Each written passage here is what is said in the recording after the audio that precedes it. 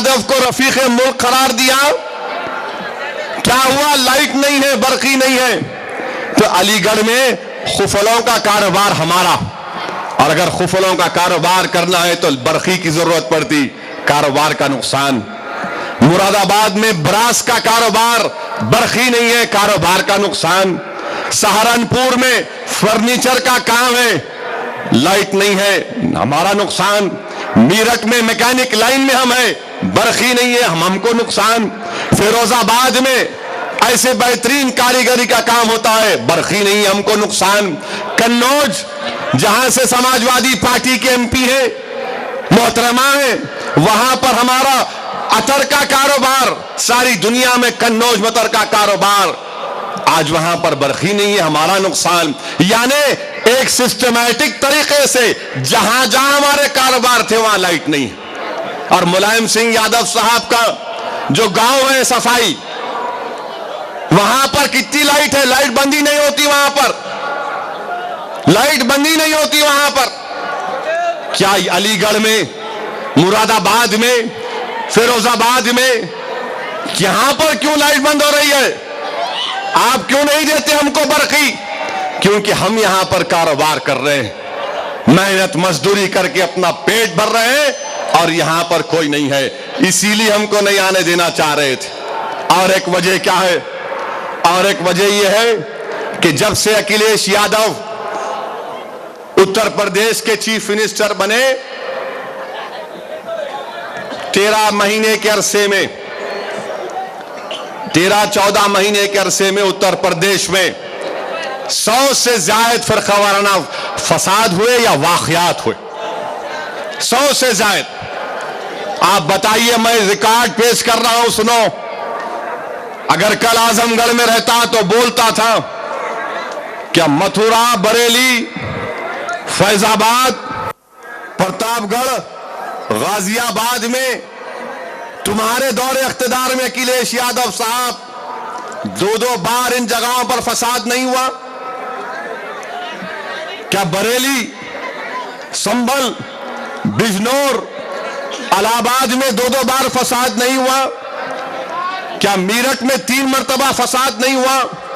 کیا غازی آباد میں 2 مرتبہ فساد نہیں ہوا؟ کیا لکھنؤ، سلطان پور، بہریچ میں، رامداس نگر میں، کیا سنبھل میں فساد نہیں ہوا؟ کیا اکتوبر 12، 2012 کو کیا فیض آباد میں فساد نہیں ہوا؟ اور کیسا فساد ہوا؟ دکانیں جل رہی تھیں، یہی حیدرآباد میں فیض آباد کے لوگ رہتے ہیں، اپنے رشتہ داروں سے مجھے بات کروایا، تو جس گھر میں فون کیا وہ مجھ سے کہہ رہا تھا کہ اسد صاحب سنو، ہمارے گھر اطراف میں عورتوں کی چیخوں کی آواز آ رہی ہے، ہمارے سامنے کے گھر کو جلا دیا گیا۔ میں اتر پردیش کے ایک سماجوادی پارٹی کے سینئر لیڈر کو ٹیلی فون کیا اور ان سے کہا کہ گڑبڑ ہو رہی ہے، انہوں نے کہا کہ نہیں، ہم نے آج ہی جا کر لکھنؤ میں بات کر آئے تھے۔ ارے میں کانفرنس کال کر کے سنایا، سنو اس شخص کا ایڈریس لو، اس کے گھر میں اس کے بچے اور بیوی خوف سے پکار رہے، اس کے بازو کا گھر جل گیا، سامنے کی مسجد میں قرآن کریم کی بے حرمتی ہوئی، تب جا کر وہ یقین کیے۔ کیا وہاں پر فساد نہیں ہوا؟ اور اس جگہ پر فیض آباد میں بابری مسجد کی شہادت کے بعد بھی فساد نہیں ہوا تھا، اکھلیش یادو کے دور میں فساد ہوا۔ غازی آباد میں سپٹمبر 12 کو 2012 کو فساد نہیں ہوا؟ پولیس فائرنگ میں کیا 7 مسلمان نہیں مارے گئے؟ اعظم خان صاحب، کیا مسلمانوں کے مرنے پر آپ کو غم نہیں ہوتا؟ آج آپ ہمارے جلسے کا پرمیشن کینسل کروائے آپ کی حکومت، ٹھیک ہے، ہم کو اس کی فکر نہیں ہے، میں انشاءاللہ تعالیٰ کبھی نہ کبھی تو آؤں گا اتر پردیش کو، مگر یہ تو بتاؤ کہ غازی آباد میں پولیس والوں نے جو 7 مسلمانوں کو گولی مار کر شہید کیا، کتنوں کو گرفتار کیا پولیس والوں کو؟ آپ کتنوں کو گرفتار کیا؟ نوجوان کیا احتجاج کر رہے تھے؟ نوجوانوں نے دیکھا کہ مسجد کا، پولیس اسٹیشن کے پاس، پٹریوں کے پاس قرآن کریم کے وہ اوراق پھاڑ کر پھینکے پڑے ہوئے، ایک نہیں 100 کی تعداد۔ تو نوجوان گئے پولیس اسٹیشن کو پوچھنے کہ بھئی یہ کیا ہے، تو پولیس نے کیا کیا؟ فائرنگ، 7 مسلمان مارے گئے۔ کہ اس لیے آپ ہم کو روک رہے تھے کہ بات عوام میں ہم نہ کریں؟ جواب دو سماجوادی پارٹی کے نام نہاد سیکولر قائدین، جواب دو ہندوستان کی عوام اور ہندوستان کا مسلمان، اتر پردیش کا وہ غیور نوجوان جو آج طے کر چکا ہے کہ چاہے کچھ بھی ہو جاؤ وہ اپنی بے باک آواز مجلس اتحاد المسلمین کو اتر پردیش میں لائے گا، وہ تم سے پوچھ رہا ہے جواب دو کہ کیوں غازی آباد میں ہم پر گولیاں برسائی گئیں؟ اور پھر کیا ہوا؟ بریلی جولائی 12 میں رمضان کا مہینہ، پورے 2 ہفتے آخری دائے کے، رمضان کے آخری دائے میں پورا کرفیو۔ بریلی میں کون ذمہ دار ہے اس کا؟ ملائم سنگھ یادو۔ آپ تو رفیق ملک ہیں، آپ تو مولانا ملائم ہیں، آپ تو مسلمانوں کے مسیحا ہیں، مگر آپ ایسے کیسے مسیحا ہیں کہ آپ کے ناک کے نیچے میرے گھر کو جلایا جا رہا ہے، میرے بچوں کے سینوں پر گولیاں ماری جا رہی ہیں؟ بریلی میں 2 ہفتے فساد رہا، جولائی 12 میں 3 لوگ مارے گئے، شہید ہو گئے۔ کیا اس لیے آپ ہم کو روک رہے تھے سماجوادی پارٹی؟ پھر کوسی کلان میں جون 2012 کو 5 لوگ مارے گئے فساد میں، کون ذمہ دار ہے اس کا؟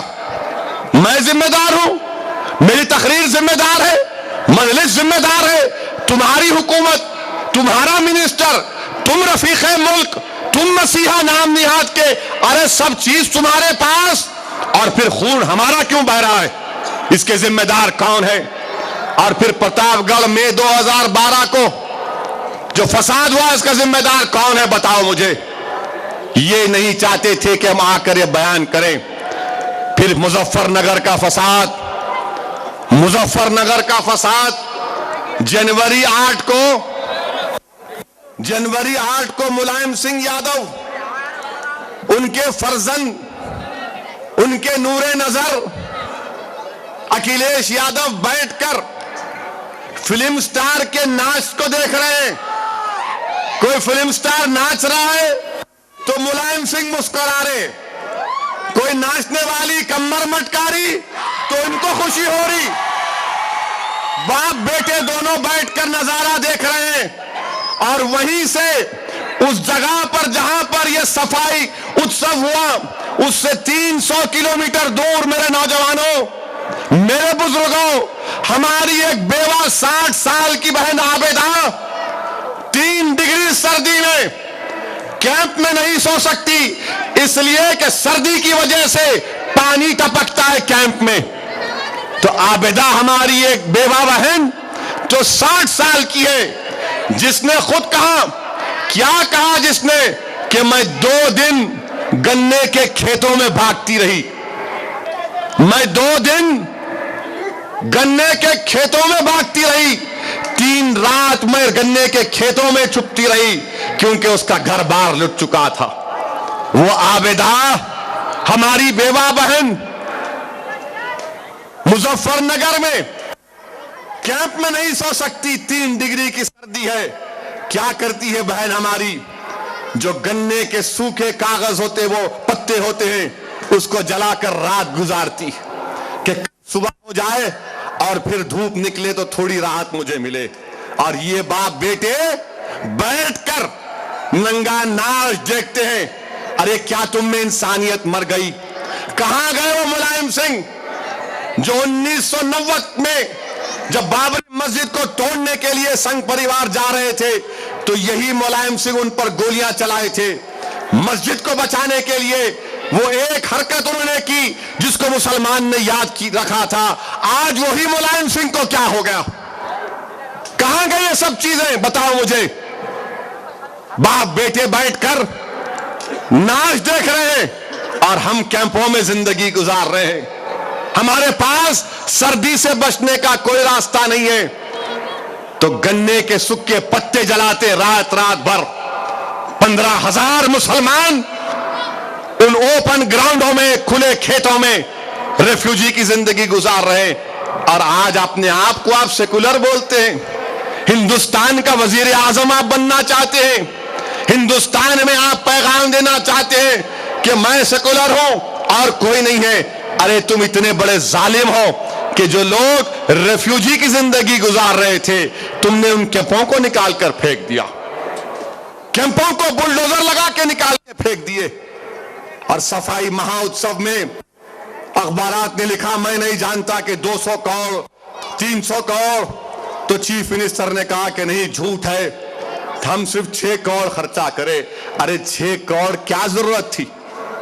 اگر ایک بار تم اور تمہارے والد وہ تھاتیا نہیں دیکھتے تو کیا تمہاری زندگیوں میں تکلیف پیدا ہو جاتی؟ کیا تمہارے دل کو تکلیف پہنچتی؟ افسوس ہوتا ہے، مجھے کسی نے دلی سے فون کیا اور کہا کہ اسد صاحب آپ نے اعظم خان کے بارے میں کہا، اچھا نہیں کہا۔ میں نے کہا کیا کہا میں نے؟ اعظم خان وہاں کے ذمہ دار منسٹر ہیں، ہم ان کے اچھے کاموں کی تعریف بھی کرتے ہیں۔ یقیناً اعظم خان نے جوہر یونیورسٹی بنائی، ہم اس کی تائید کرتے ہیں، مگر اعظم خان ایک انچارج منسٹر ہے مظفر نگر کے، ان کو انچارج منسٹری سے نکالا گیا۔ اکھلیش یادو نے کہا کہ نہیں آپ مظفر نگر نہیں دیکھیں گے، تو اعظم خان صاحب ناراض ہو گئے، ناراض ہو کر بیٹھ گئے۔ منسٹری آپ سے، ڈسٹرکٹ کے انچارج آپ کو چھین لیا گیا تو آپ ناراض ہو گئے۔ یہاں پر تو 80,000 مسلمان بے گھر ہو گئے، ڈسٹرکٹ کا انچارج آپ سے چھین لیے تو آپ ناراض ہو گئے۔ 70 مسلمان مارے گئے، آفیشلی فگر ہے۔ انافیشلی کہتے ہیں کہ 100 کی تعداد میں مسلم خواتین کی عزت لوٹی گئی، تو آپ کی ناراضگی کہاں ہے مجھے بتاؤ، آپ کا غصہ کہاں ہے مجھے بتاؤ۔ اگر میری بات سے آپ کو تکلیف پہنچی تو 100 دن اویسی پھر تم سے کہہ رہا ہے یہ کیا جھوٹ ہے، یہ میں جو کہہ رہا ہوں جھوٹ ہے کہ آپ سوئٹزرلینڈ کو گئے، ایم ایل ایز کو لے کر، جناب حضرت Azam Khan M L as کو لے کر گئے، برطانیہ گئے، ترکی گئے، کیا گئے، اور پھر جب لوگوں نے کہا کہ لوگ مظفر نگر میں مر رہے ہیں مسلمان،